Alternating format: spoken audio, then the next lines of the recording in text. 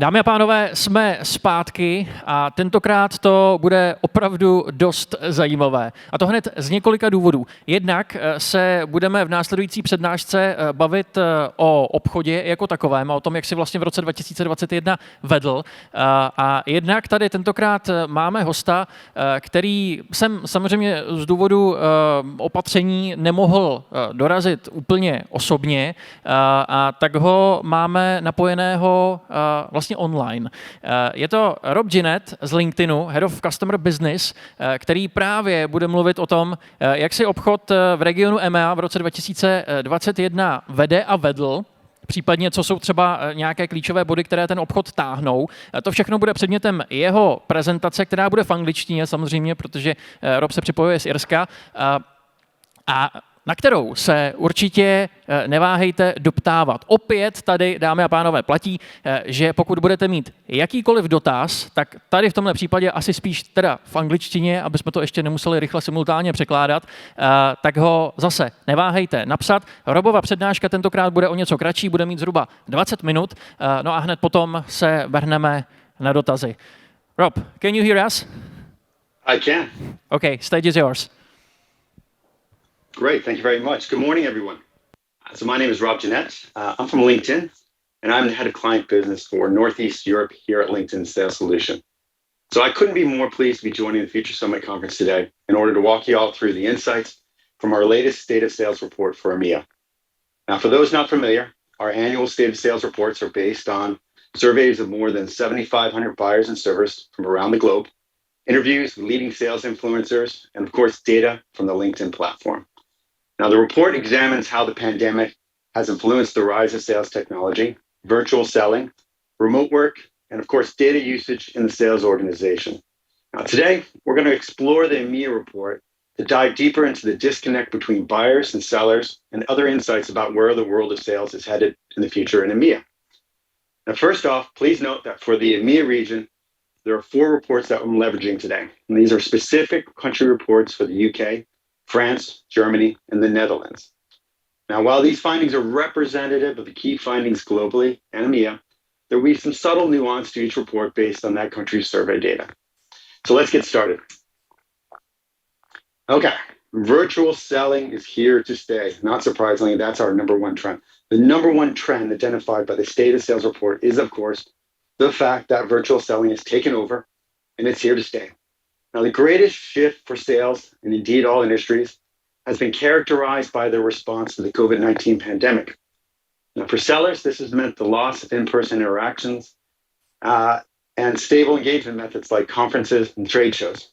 Now, the reaction, of course, has been a greater reliance on technology, which we will explore later, and of course, the pivot to channels such as virtual events and demos. Now, in addition to deep diving into this particular key insight, I'm going to explore 5 other key insights or trends that we've identified in much greater detail. So let's move on. Okay, so here we are, LinkedIn's 5th annual State of Sales report and the 6 trends identified in Europe after surveying over 400 buyers and sellers in each of our Tier 1 markets, the UK, France, Germany, and the Netherlands. Now, as I mentioned, it combines in-depth survey responses with LinkedIn data and interviews with sales leaders from across the region. It's important to call out that COVID-19 has only intensified these trends over the past year, and this will come out in a lot of the insight you'll see later. Now, this report is very comprehensive, and it provides several insights that can help sales organizations prepare for the future. Now, let's dive into each one of these trends. Okay, selling is now virtual by default. In Europe, we can pinpoint the moment when selling changed forever, March 2020. Now, that month, COVID-19 accelerated changes that were being felt already across the sales industry, namely the move to virtual selling. Now, traditional sales tools like in-person events, business trips, and face-to-face meetings were canceled overnight. Many sellers had no choice but to fully embrace technology that some had kept at arm's length. Suddenly, there was no other kind of selling. Virtual selling had become selling. Now, one of the sales leaders interviewed for this study mentioned this, and I found it really resonated. She said, what COVID has done is really expose companies to the fact that digital selling is such a critical part of their business and has made them think about starting to invest in it. It's been good to see the now necessary adoption of a practice that should have been standard all along. Now, will in-person events stage a comeback? Well, industry events will also find it's hard to draw crowds of buyers. And 90% of our buyers responding to our survey have used industry events and conferences to meet salespersons and scope products, but almost 3 in 5, and that's 59%, say they won't return to events until at least the second half of 2021, excuse me. Now, even with the difficulty of meeting buyers face to face, the sales sector learned that big deals can close without a handshake. In our study, almost 48% of salespersons responding to the survey said that they had closed deals of $500,000 or more without ever meeting the buyer in person. Another quote that I found really resonated was, sellers will go back to face-to-face meetings, but not remotely close to pre-pandemic levels. Digital transformation was coming no matter what. COVID-19 just accelerated everything. In other words, digital transformation is here to stay. Now, buyers have gone remote just like sellers. Remote job postings on LinkedIn have increased more than 5x globally since the start of the pandemic. EMEA is ahead of the pack with a 7x increase. And as a result, buyers have been more difficult to reach in any way but virtually. 64% of buyers in Europe are now working remotely more than half the time since the pandemic started. Now, guess what? Buyers appear to like the arrangement. 68% they would like to work remotely half the time or more. And 49% of buyers told us that working remotely has made the purchasing process much easier on average. Almost half of buyers said they won't be meeting sellers in person until at least the second half of 2021, right now. And 16% said they are not meeting in person again until 2022 or even later. So the bottom line here is that virtual selling skills will be needed for a long time yet in order to engage with buyers on their terms. Okay, let's move on to trend number 2. Keeping up means going all in on sales tech. Now, the prevalence of remote work is a disruptive change. In Europe, the need to equip sellers with the necessary tools to adapt to virtual selling has rang true in our survey results. In terms of tech adoption, our regions lag behind others, particularly North America in recent years. However, this year's State of Sales report shows that is no longer the case. 86% of sales professionals agree that technology is crucial to closing deals. Now, COVID's appearance has only accelerated the pace of change in the world of sales. Roughly a third of all sellers across the 4 surveyed regions said that they would be spending significantly more time using all types of sales technology in 2021 compared to 2020. Now, from CRM to sales intelligence to virtual collaboration tools, sales professionals anticipate devoting a greater share of their time relying on this technology. Now, this might seem pretty obvious, but in fact, it's telling about how sellers see their time being spent most effectively. In fact, across the board in EMEA, sellers report a 10% drop in the amount of time they actually spend selling their product, down to barely over a third in most of our EMEA regions. Now, with less time being spent selling and more being invested in the use of sales tech, there's an obvious opportunity for LinkedIn to position itself as the ideal sales partner. Okay, trend number 3. And this one is really important to us at LinkedIn. Buyer first needs to be a philosophy, not a tactic. 2020 was the year that has put the buyer first ethos front and center. When COVID-19 struck Europe, the situation forced salespeople to put greater thought and consideration into a buyer's individual situation. Some companies were fortunate enough to find themselves in a growth position. Others were in a holding pattern. And some entire industries found themselves scrambling in a damage control environment, and many still do. Now, buyer first seller works to understand the buyer's unique situation.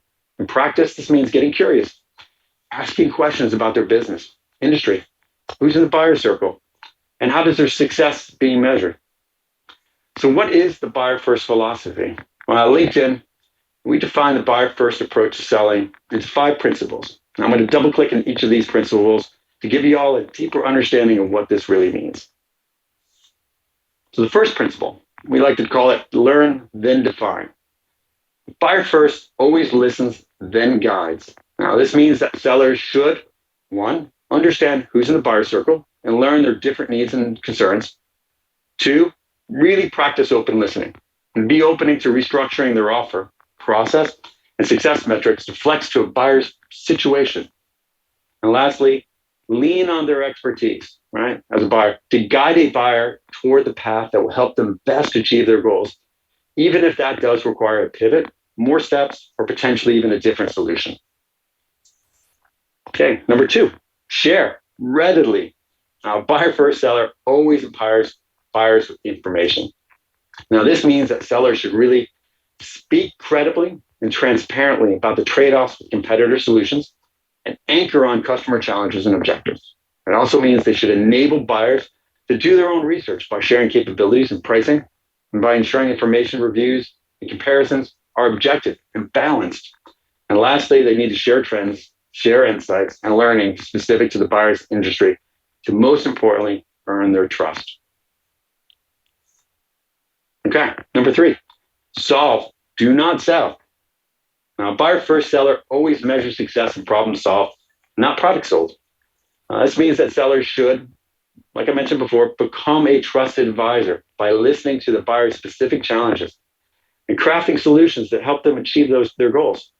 They need to surface opportunities, new opportunities that go beyond just what their product can do for them. And lastly, they need to recognize when solving the buyer's problems means recommending a different solution. Now, four, got to deliver value, right? Buyer first seller always realigns incentives so that the buyer's success is their success. Now, in practice, this means that sellers should offer tests, trials, trainings for the sale to ensure maximum value extraction. They need to stay actively engaged after the sale to ensure that the buyer is happy with how the solution is working. And lastly, they need to follow up with updates relevant to their business to ensure that the solution is always delivering maximum value and maximum results. Okay, last one, number five. This one was noted in a couple of the ones before, but it's one of the most important ones. It's really about earning trust. Now, buyer first seller needs to develop long-term trusted relationships by always acting in the buyer's best interest. Now, in practice, this means that sellers should continue to stay invested in the buyer's business and their success, engage with their buyer's thought leadership and share their own. And lastly, make those introductions, broker those new relationships. This is what's going to earn their trust. Great. So now almost half of sellers report that they always put their buyers first. Less than some other regions, but still a high degree of confidence. Now, here's the interesting thing. When we ask buyers how often they think sellers put their needs first, just 15% agreed. Now, clearly, there is a vast perception gap between buyers and sellers. In our EMEA survey, our EMEA report, France saw the narrowest gap at 24%, and we saw the highest gap in the UK at 36%. Now, it's quite a differential, but when we dug into it, our data indicates that sales organizations are putting up barriers, preventing their own sellers from putting the buyer first. Sellers identified their top roadblocks as followed from the survey. One, emphasis on meeting short-term revenue goals. Two, lacking the right skill sets in the sales team. Three, inadequate coaching. Four, limited training. Five, limited budgets. And lastly, overall organizational culture. Now, adopting a buyer-first approach is more than awareness that it's the right thing to do. The data shows that it requires a genuine change in mindset and action, and this needs to be done at the sales organization level. Okay, let's pop over to trend number 4. Sales needs less cold calling, more brand building. Now, it often remains a mystery why one buyer responds to a specific sales pitch and another buyer doesn't. Now, in our survey, however, buyers identified what sales activities are the biggest, quote unquote, turnoffs for them. And it's clearly that impersonal, uninformed outreach is the number one culprit. Our buyer first research concluded that fewer than 1 in 10 executives will reply to cold outreach, and this latest data reinforces it. Now, here's a fun fact from the industry. Recently, the wealth management unit of Merrill Lynch has banned its training brokers from making cold calls at all. Gone. Got rid of them. Great. So we asked our European buyers to select the activities that disqualify sales outreach in their opinion. In the 4 countries we surveyed, a handful of actions jostled for those top spots. They included repeated cold calls and emails, delivering misleading information about a product or its price, not understanding their company and its needs, or not having a clear enough understanding of the product or service that they were actually offering. Now, repeated calls and emails received the highest number of responses, particularly in our largest EMEA market, the UK. But what's even more intriguing is in our survey found that when sellers identified the top 5 behaviors that turn off buyers, their assessment aligned closely with the buyer's own viewpoint. Now, the good news is that these are all behaviors a seller can easily address. Tell the truth, limit cold outreach, and strive to deliver personalized, relevant messaging. Now, 70% buyers are more likely to consider a brand if the salesperson they're working with has an informative LinkedIn profile. And similarly, 66% of buyers are more likely to consider a brand if the salesperson reaches out via LinkedIn. Okay, trend number 5. The digital sales landscape makes data the differentiator. Now, all the regions we studied were very alert to the challenges posed by suboptimal data. The biggest annoyances faced by teams were categorized as incomplete data, insufficient market data, and outdated CRM data. Now, a sales leader interviewed for the study mentioned the following, which I found quite compelling. Top performing salespeople are willing to take the leap of faith, embrace new technologies in order to educate and engage with prospects and customers. This is key as more millennials now begin to enter the market or the job market. These individuals have a new way of communicating, and salespeople need to change their ways and embrace new technologies or face being left behind. So our survey showed that the vast majority of sales professionals in Europe expect their organizations to invest more money in sales intelligence tools this year. Now, this was highest in the UK at 74% and 70% respectively, dropped somewhat in France and the Netherlands at 55 and 53%, but on the whole paints the picture of an industry ready to work smarter, not harder. Moreover, in addition to the amount of money they expect their organization to spend on sales intelligence tools, sellers themselves expect to spend more time using sales intelligence tools. Now, with 1/3 of all respondents in all regions saying that they would spend significantly more time doing so. But data is only as good as its source. Now, for sales organizations, the CRM is the key source of data. Overall, sellers are confident in the efficacy of this data. More than half of sellers in our survey say they are very confident in their CRM data. But sellers are also keenly aware that any CRM data has a shelf life. Research shows that about 25% of buyers change roles every year. And it's crucial for sellers to stay on top of this data. In our survey, 85% of sellers say they lost or delayed at least one deal in the past year because the prospect or a key client stakeholder had changed jobs. And 1/3 of sellers said they had lost or delayed at least 3 deals due to a stakeholder leaving. Okay, trend number 6, the last one. Diversity provides a crucial edge. Now, as we all know, diversity, inclusion, and belonging are core principles we support here at LinkedIn. Now, this is the first year we included questions in our state of sales survey about how buyers and sellers themselves feel about diversity in the industry. And the results were heartening. 80% of our buyer response in EMEA said they were more likely to buy from a company they see as more diverse. Now, according to these results, both a company's actual diversity and their commitment to being diverse rank extremely highly in the minds of buyers. Buyers overwhelmingly said that all else being equal, price, product features, etc., they would choose the company they see as more diverse. It's not only buyers responding to this growing awareness. Sellers too believe diversity adds value to their organization. Helping to reach quota, more product innovation, improved company culture, and better connection with customers were all attributed similar importance among our European markets. Now, lastly, LinkedIn is increasingly relied on by sellers in Europe. With respondents from the UK, France, Germany, and the Netherlands all said they plan to expand or significantly expand their network in 2021. 59% of the Forbes Global 500 companies and 64% of the Forbes fastest growing companies are Sales Navigator users. 2020, LinkedIn analyzed how salespeople were using the platform to identify the most effective behaviors. Of all the actions we analyzed, we found that the profile completeness is the primary determinant to a salesperson's success. Our data indicates that having a complete LinkedIn profile could increase your chances of meeting or exceeding your sales targets by more than 2x. And it can increase in-mail acceptance rates by as much as 45%.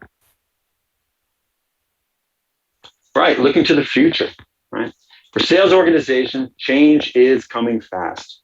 As I mentioned, COVID-19 has only accelerated the pace of change, making it increasingly important that sales professionals are able to thrive in a world that is in flux. The 6 main trends identified in our European State of Sales reports offers a map to help sales organizations move forward. And with that, I want to express my appreciation for the opportunity to walk you all through the insights from our latest State of Sales report. I hope you found these as thought-provoking as we do. With that, I look forward to taking any questions you might have. Thank you. Rob Jinnett, dámy a pánové. A samozřejmě i tentokrát, byť to bude trošku jiné, protože Rob je samozřejmě připojený online, tak ale i tentokrát můžete pokládat dotazy, pokud vás cokoliv napadne, pokud vás teď ještě třeba něco trklo, že byste se chtěli zeptat, určitě to napište do Zoomového chatu, ještě jsme potom schopni teď následující zhruba 15 minut to na Roba všechno nasázet. Pojďme na otázku číslo 1. Rob, here's some question for you. Is Czech market ready for social selling? Do you have any data about it? So I don't have the data for the Czech market. I'll give you my perspective on the readiness of the market. Absolutely. I think of an emerging market, and I think about what they need to do to embrace this new way of selling. It is going to require that embrace of how their buyers are selling, and I actually have not seen a difference and that evolution of buyer from market to market. So whether I look at the US, whether we look at smaller markets like in the Nordics or in Eastern Europe, we're seeing similar trends, right? Similar trends in terms of the move towards virtuous selling. We're seeing similar trends in terms of buyers' behavior and what they expect. So to come back to the question, absolutely, I would expect that in the Czech market, you would see these same trends resonating. Now, I don't have the data for the Czech market because we did it in our 4 core markets. But I'm pretty confident that all of these trends would also apply to the Czech market. Okay. Does any connectors or integrations exist to connect CRM directly with LinkedIn? Another question. Great question. Absolutely. I think one of the unique values of LinkedIn or of Sales Navigator is its ability to integrate with a number of different CRM systems. So it links in. I'm sorry for the pun there. It syncs extremely well with Salesforce, with Dynamics, not surprising since we're part of the Microsoft family. It also has some integration function with other CRM. And that's critical, right? I think the importance here is ensuring that the data flows smoothly through the entire sales stack, right? And so our customers who get the most value from Sales Navigator are the ones that have seamlessly integrated it within their CRM system, which allows them to see the full value of all of their activities on essentially what is most important to them, which is the bottom line. Tohle je velice relevantní otázka, moc se mi to líbí. Rob, this is something pretty current. Did you see any significant peak on Monday when Facebook and related apps had a blackout? That's a great question. I don't have that data point, to be honest. I can look it up and try to get back to you, but I don't have that data point. I would be surprised that we didn't have a little bit of an uptick, to be honest. Yeah, okay. Another question. Hi, Rob. What about the settings in LinkedIn to be in accordance with GDPR? Yeah, great question. Relevant to obviously our EMEA market. So we take GDPR very, very seriously. We're fully compliant, and we help our clients be fully compliant. I'm not in that area, so I can't go into too much detail necessarily around GDPR. But obviously, that's important for us to be very fully compliant around GDPR. Yeah, okay. Another question. How much can artificial intelligence be linked with the CRM or other systems? And how can it influence or help the sales techniques?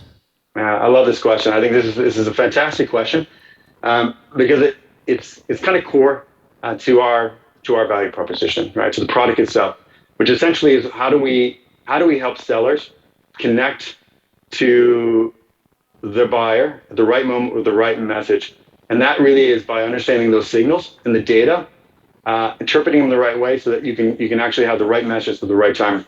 So we do have some functionality within our product that allows us to take those signals to indicate particular buyer intent, and the artificial intelligence is improving that over time. I think you'll see as the product evolves over the next few years, I think you're going to see some fantastic new features coming out that's going to leverage AI, leverage the data, which ultimately will allow you as a seller to really engage at the right moment with the right message.